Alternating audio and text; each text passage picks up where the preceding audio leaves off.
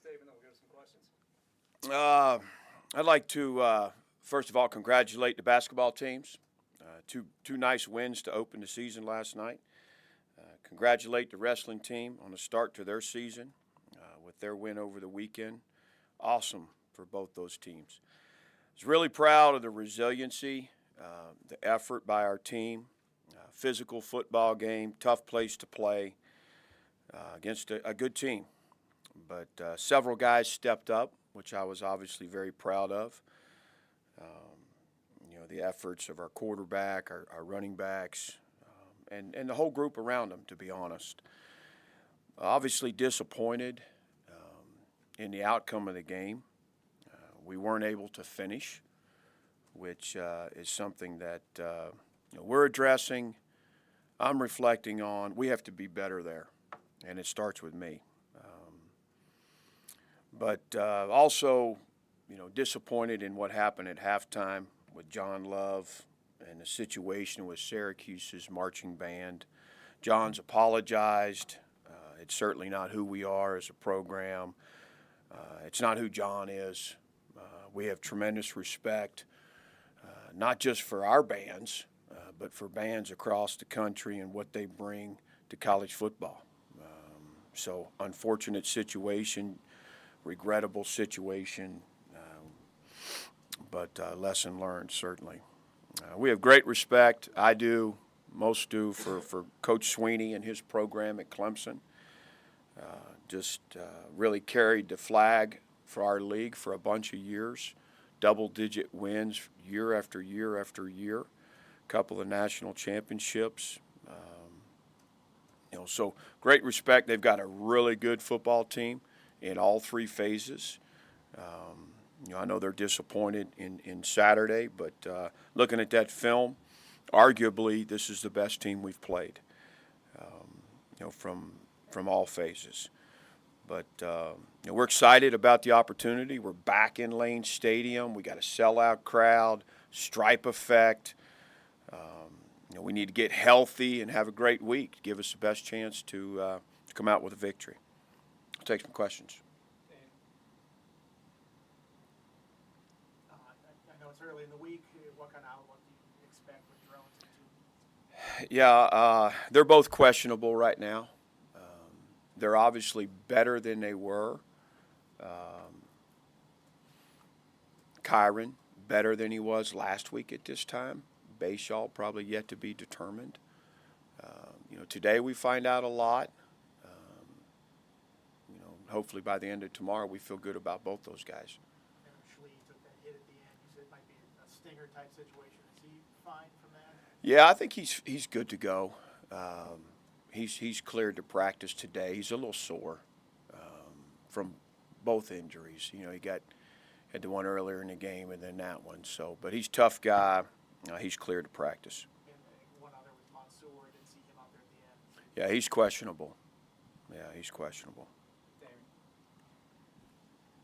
Brent, I know Xavier Chaplin was a bit iffy going into the game. How did you grade how he performed, even with the bone bruise? Yeah, he played solid. It wasn't his best game, but he gave us a chance to win at that position. And I wanted to ask about Lath Gagnon. We saw him practice last week. I noticed he's not on the depth chart, but you mentioned a couple of weeks ago that he was as good as being in the rotation. Are you expecting him to get back? Yeah, now, he's cleared from a health standpoint. It's about getting him greased back up and being able to play with great technique and fundamentals up front. So we'll have another week to work with him here, get him closer to ready, and it may be this weekend. I hope that it is. You mentioned how you're reflecting on these close games. What have you done, or what did you do over the weekend to reflect on that, how you handle situations late in games to get this team over the hump? Yeah, I think, for me, I went back and looked at each of the games this year and, what was the mindset, what was the approach, how did I handle it personally, whether it's time management, timeouts, how did we call the game as an offensive play caller, as a defensive play caller, what we're doing in practice, just like with the slow starts. We made some adjustments. How do we find a way to start fast? From a schematic standpoint, play calling standpoint, practice mindset. So we're doing the same thing that way. looking at these close finishes and what do we have to do to get over the top and have a closer's mentality, and finish these things out. So we're taking a hard look at it from a lot of angles. Let's go David and then Jermaine. With Colin, he had a couple really pretty balls, the 44-yarder and 48 to Steven. What did you see on those? And those early passes, those short ones to Felton and those guys, what did you like about how you guys kind of got him in rhythm early, let him operate? Yeah, I thought Tyler did a nice job with a plan to get him going. A couple of runs, couple of high percentage passes. He went in there with confidence, and he was able to have a little success early, which helps. And he played tough. He made pretty good decisions. There's a couple of throws he'd like to have back, couple of reads he'd like to have back. Obviously, the fumble at the end in a tough situation. But I thought he played, a really nice game for us. You're facing a good quarterback on Saturday in Klubnik. What stands out to you on film about just what makes him tick in the way he operates? I think he's a competitor. He's got great feet. He's got good speed. He competes like crazy. He's got a live arm. He's certainly much improved. He's playing with confidence. And he's got a good supporting cast. Everywhere you look, returns, I think, 4 starters up front. They give him good protection, good time. He doesn't get sacked. And he's got a great arsenal of receivers. He's got a talented tight end. They've got a ground game. It's a really nice offensive unit, and he certainly leads the way. Back of the room, Jermaine. Coach, looking at comparing like this part of the year, last year, this year, you're obviously in a better opportunity. Just need one more of the last 3. What's the biggest thing you stress to your team saying, hey, look, we're in a good position. We still have a lot to play for, even though you're coming off some tough losses? Yeah, you got to put them behind you. You have to learn the lessons. You have to become a better team from what's occurred. We've been able to do that all along, and we're working to do that this year. We've got to come out better, win or loss. And this can still be a special year for us.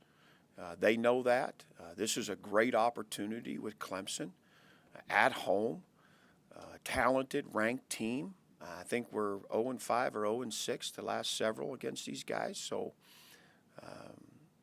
this is why you come to Virginia Tech, to play in games like this, big opportunities. Let's go out and play our best game yet is always the challenge. And now the added narrative, let's go finish. Let's get on top and let's be right there at the end and find a way to finish and close one out in a big way. Let's go Damian, then Andy, and Colby. Brent, you mentioned getting Lath greased up. When you look at Malachi and a guy like Dante Lovett, who we're talking to later, how much is this week going to be key for them in continuing their development? So that way, if Case Mansour is limited, Bashal's limited, those guys are ready to go. Yeah, that's a big part of it. You can message to your team time and time again about preparing like a starter, because you're 1 play away if you're the backup, you're 2 plays away if you're the third string. We had some great examples on Saturday. Not only did Colin and Malachi have to start the game, they both received injuries. They both had injury timeouts where Pop had to enter the game, where Coney had to enter the game.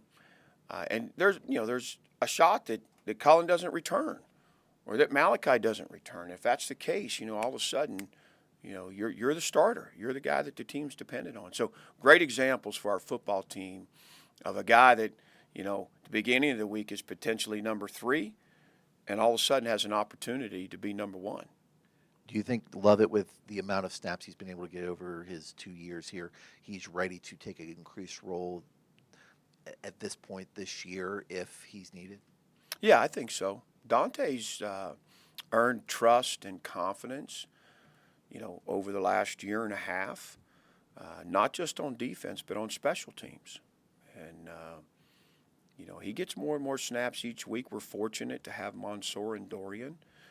I think in some other programs, Dante would rep count at corner would probably be higher. But Mansour and Dorian seem to play a bunch of snaps and play them pretty well. And, But I'm excited about Dante. It's a good opportunity for him today to take part in the press conference. You've shown some good resiliency in bouncing back from losses this year. In probably the Miami game is probably the best game you guys have played this year. And even though it ended in a loss, it was a good bounce back from the Rutgers game. Where does that mindset come from with this team of flushing a loss and turning the page quickly enough to be ready for the next game? I think the guys have, they've been able to put the last one behind us and approach the next one about let's go be the best team we can be. Let's go be the best version of who we are, the team that we know and believe we can be. I don't think we've done that yet. And I think everybody strives for that all year long. We need to go play our best game and come out of it with a victory. And that's what's going to be required against this group. That's the challenge. It's going to require our best game to go out here and get a victory. And we're certainly capable. You said afterwards you thought the communication from the officials wasn't very good before halftime. They were kind of trying to move the game along. Do you see clarity from the ACC on why that was the case or how that could be better explained to you in that situation afterwards? Yeah, so, we always meet on Mondays and talk through all the situations. And, there's certainly clarity now. There wasn't clarity in the moment with timeouts. There wasn't clarity. There was miscommunication with the time that would be on the clock. Had I had all the information and had it to do over, that's one I'd probably play out differently. In the past, I think you said Hazel, Christ, or sort of your trio of guys. Is that still the case in terms of discussing game situations like that? How does that work on the sideline? We have one staff member in the press box that has the book and 2-point plays and clock, and so he communicates on the headset. And then Brian's pretty busy with those quarterbacks, but he's part of it. And Mike's not in a headset, but he's well in tune with the game. And so I may have done that differently. I didn't like 2nd and 15. We played a pretty good half. There's part of me that would say, hey, we got a backup quarterback out here. Let's take it to the locker room. But had everything been presented, in the right way, in a timely fashion, I may have done that differently. And just as a defensive coach, I mean, you guys had an 18-point lead. It evaporated pretty quickly in the second half. Does that sort of gnaw at you? Yes. The big plays and things that happened to lead to that? Yeah, because if you make him earn it, I don't know that there's enough time left in the game to come back and win it. We give up the explosive, which you run a zero blitz. I mean, we're going to be aggressive, but you got to make the tackle. Should be a 10, 12-yard gain. And then we have a mental bust. A guy blitzes when he shouldn't, so we're short a forced player to the side of the screen. Back-to-back series, 55-yard play, 41-yard play. And then we turn the ball over, on their side. And it's even there, we get him to 3rd and 8. And we have a mental mistake that costs us, gives up a first down. So we didn't make them earn it. And against a good team, you don't make them earn it, you're going to be in trouble. So about, the things that could have gone wrong went wrong right there, in a stretch of 3 or 4 series. And then the last series of the game, it's 2nd and 7. Let's get him to 3rd and long. We don't. It's 3rd and 1. It's 2nd and 7 again. Let's get him to 3rd and long. It's 3rd and 1. 2nd and 8. Let's get him to 3rd and long. It goes down to the 1-yard line. So, we just we didn't do what we needed to do defensively to turn the tide right there. Anything on Zoom for Coach? On Zoom, please use the raise hand feature to ask questions for Coach Pry. Please also state your outlet. We'll start with David, please. Brent, David Teal with the Daily Press. Just to be clear, you said that had everything been presented differently, you might have played it out in a different manner at the end of the half. You mean presented to you differently by your staff or by the officials? By the officials.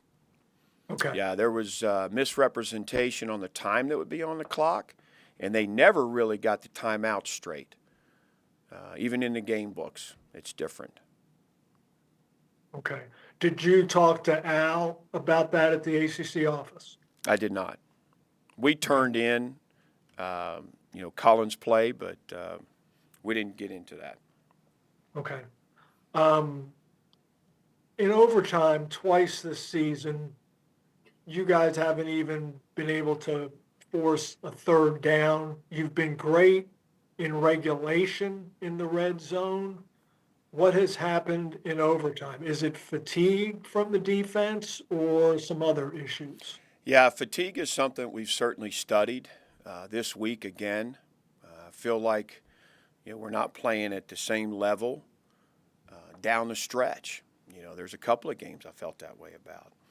So we're looking at what we're doing on that side of the ball specifically, from a conditioning standpoint, from a practice rep standpoint, from a rotation standpoint, all those things. I think it's also just about composure and poise in that situation and a mindset to win the game. We have to be the aggressor. We have to be on the attack in that situation. I don't know that the mindset's been there. And then just one more. You mentioned being able to close and having that mentality and being aggressive. Do you sense at all that this series of close losses has worn on the staff and or the players in terms of their mental approach and even self-confidence? No, I don't think so. I think we're a confident group coming out of this game. There's so many things that we do well, David, that our team positive session on Sunday was great. Just a bunch of good clips and a bunch of things to talk about that are where they need to be.